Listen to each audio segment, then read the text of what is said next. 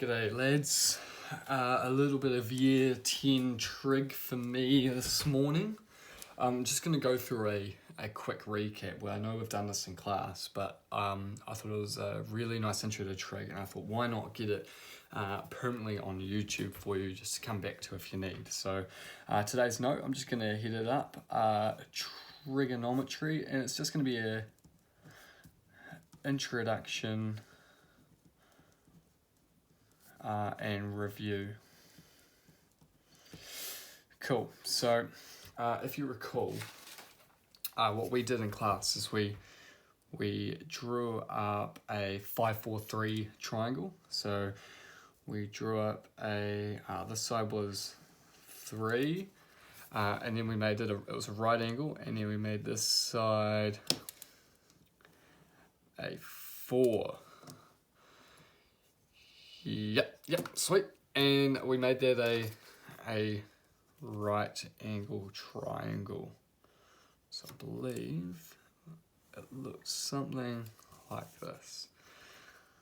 That's a 5-4-3, isn't it? That's a 3, and that's a 4. Yep, doesn't really look like it from here. So that's a 3, and that's a 4, and it's a right angle.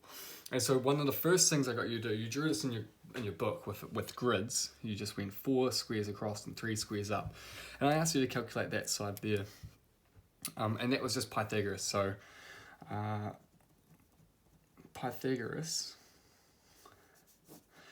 by Pythagoras, we just said that 3 squared plus 4 squared and all of that square rooted would give us our C side there, right, our long side, and that came out to be 5. So we did that, and it's the only right angle triangle with whole numbers where they're all consecutive. So 3, 4, 5. Very good. The next thing I asked you guys to do was actually to measure this angle with a protractor, and I believe that most of us got around 37 degrees. So that was 37 degrees for that angle. And then we like all maths, we just looked for a pattern. So we looked at what happens on our calculator when we put sine 37 in. So sine 37, and we got 0.6. So that was 0.6. The next thing I ask you to do is just go cosine 37. So cosine 37. And if I was around it to 1 dp, I'd call that 0.8. And then the last one was 10. So these are our, right here, these are our 3 trig functions. And I did 10, 37. I could close that bracket if I want to, but it's a modern calculator, so I think it knows what to do there, and that is 0.75. So 10 of 37 degrees, 0.75. Now, what these are doing is, just grab a red pen. What these trig functions are doing, these trigonometry functions, what they're doing is they just decimalize this angle. So they say, I put 37 in, and it's going to decimalize that angle for me. And you're going to see how this happens actually. So how do we get 0.6 without that angle? So if we didn't have that angle, how could we get 0.6 with these numbers there?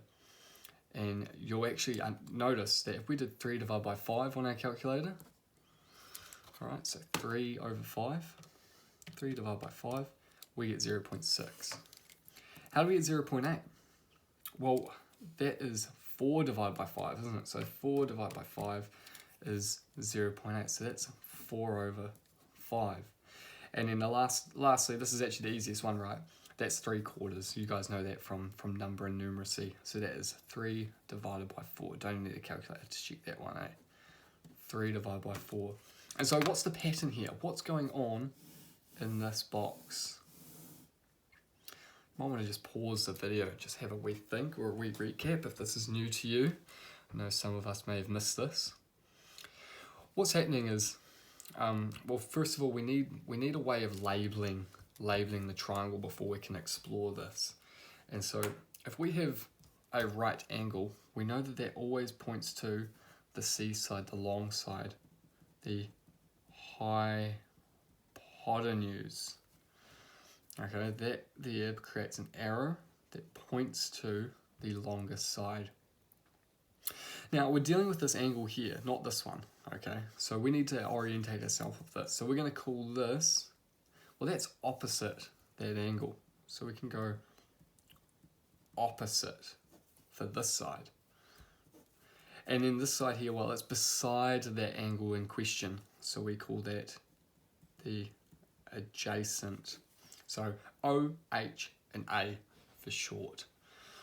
In Greek, I think the Babylonians invented or discovered trig. I'm not too sure, I don't really study mathematical history, but they have the Greek letter theta for angles.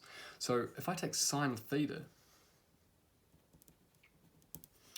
what is that equal to? Well, we took what looked to be the opposite side divided by the hypotenuse. So that was the opposite over the hypotenuse. With cosine, when we took cosine of an angle, just any angle, that was the same as taking the adjacent and dividing it by the hypotenuse, right? Adjacent and hypotenuse. So that was A over H. Then we took tan theta. If we took tangent, that's short for tangent, that was the same as taking the opposite and dividing it by the adjacent. So O over A. And then there's a mnemonic.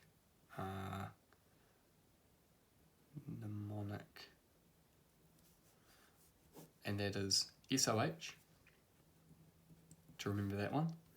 CAH, to remember that one. And TOA, to remember that one.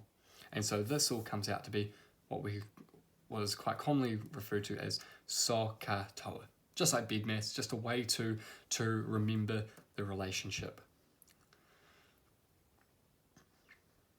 Okay, what I might do is I might just show you that again with a different triangle, just in case you're a little bit apprehensive as to how that is working. So I'm going to replicate this whole thing with just a different triangle, okay? And it's going to be a pretty special triangle, one with whole number values. So if I was to do a 5, going black because it looks a wee bit better on camera, that 5, and I'm doing it to scale so that really helps you visualize it. If I did a 5 by, I'm going to go 12, but I'm just going to use this ruler to make it right angles. 5 by 12, there we go. That's a 5 by 12 right angle triangle. So you guys could actually go and pause that video right now and tell me what that long side's going to be. So that is a 5 by 12 right angle triangle. And I want to know what that C side is, right? The long side. So the hypotenuse is actually going to be 5 squared plus 12 squared, all square rooted. Okay, and you notice I'm adding the two shorter sides to give the long side. So if I was going on my calculator, I could actually square root in brackets that whole thing. 5 squared plus 12 squared, but I'd have to close that bracket, right, just to be careful. So you can see it's square rooting that whole thing inside that bracket. And it's 13. Okay, cool. If you were to actually measure the angle in here, what you would find is that would be, what would that be? That would be about 23 degrees, roughly 23 degrees, right, with a little bit of rounding, okay? So I'm rounding to the nearest degree. So I'll get you now, you could pause the video. I want to know what sine 23 is equal to, cosine 23 is equal to, and tan 23 is equal to. Okay, they're just functions stored in your calculator. So you can pause this video now and just put those in your calculator and have a look. Sine 23, we're going to go 0.4. Actually, we'll go 2dp because this one's got a wee bit of rounding. So we'll go 0.39.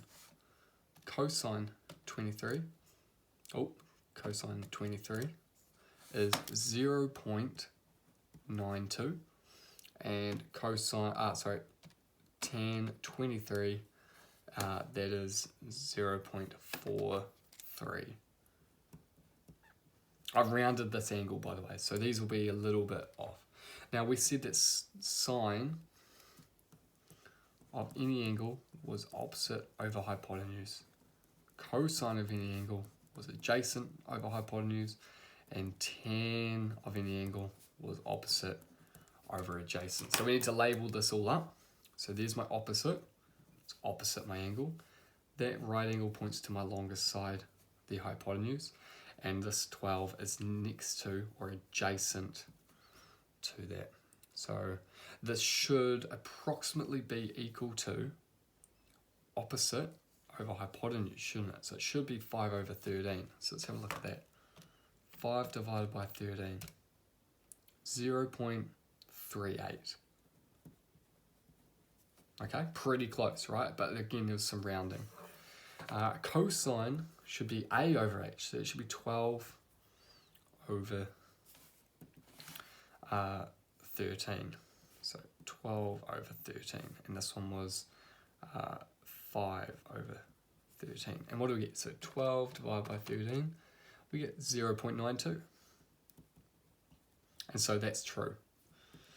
And for tan, we get O over A, and that's 5 divided by 12. So 5 divided by 12, and we get 0.42.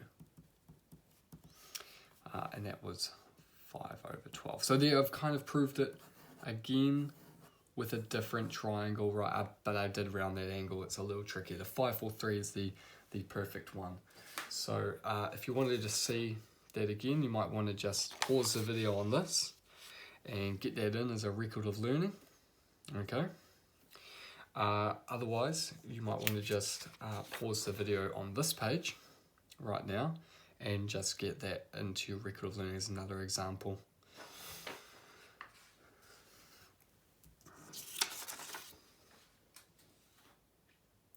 What I'd like you to do now is actually to pause the video on these 3 problems. Okay, pause the video there and complete those for me. I'm going to whiz through these answers right now.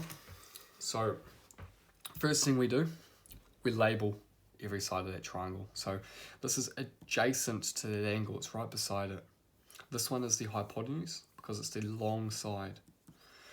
So I think to myself, soka tower. So soka tower. And I think, which one of these am I going to be using? Well, I've got A and H, so I must be using the cosine rule. So that means that if I take cosine theta, that's the same as A divided by H. As easy as that. So cosine of 30 is equal to 15 over x. And now what we've been doing in class recently is that if I have an unknown on the bottom, then I use a method called the switch. I can just switch those around. So this becomes x, and the x becomes cosine 30. Now if I was to plug it in my calculator, I'd go 15 divided by cosine 30. I'll just close that bracket to be sure. And I get 17.3 centimeters. And that makes sense, right? It makes sense. It's a wee bit longer. It's a low angle, a wee bit longer than 15. So that's good. So with this one now, I'm going to label. So I'm looking at O, and this is adjacent, so it's A. So I'm looking at which one of these, O and A. It's not that one, and it's not that one. It's tan. So I take tan theta, that's equivalent of opposite over adjacent. Opposite over adjacent. And when I have the unknown on the top, I just have to multiply both sides by 25 to get rid of that. So this becomes 25 tan 40, tan 40, because that was my angle. 25 tan 40 gives me x. Let's have a look. 25 times tan 40 equals 20.97. So if I was going to 1 dp, x would actually be 21.0 meters. It's that simple. I don't have to do the multiplication there. Calculator's smart enough to know that I'm doing 20 tan 40. It's kind of like algebra, and I get the same thing. Last problem, I'm going to be labeling. Now I've drawn it a wee bit differently because I need you guys thinking. Well, that's opposite, and this right angle points across alongside the hypotenuse, so I'm using sine. So sine theta is opposite over hypotenuse. Well, here's my angle. So I have sine theta. That is equal to 65 over x. And so which of these scenarios have I got? Well, I've got the unknown on the bottom, so I'm going to use my switch method. Okay, and I've done the same thing again. That was sine 38. So 65 becomes my sine 38, and sorry, x becomes sine 38, and sine 38 becomes x. So 65 over sine 38. Man, making a few mistakes today. Now, I can just go 65 divided by sine 38, and I get 105. So x is 105.6 millimeters. And just a wee quick demonstration on that switch working. If I have 10 over 5, it gives me 2, but they can also have 10 over 2 equals 5. You guys know that's true from just some basic number. You can notice I can just switch those around and maintain that equality just by switching those. And it's the same thing here and over here. Sweet. Just comment on this, not on the YouTube account, but in the Google Classroom, and just let me know how that's gone for you. It's just been a recap. Tomorrow's lesson will be, how do we find an unknown angle? Like that smash button.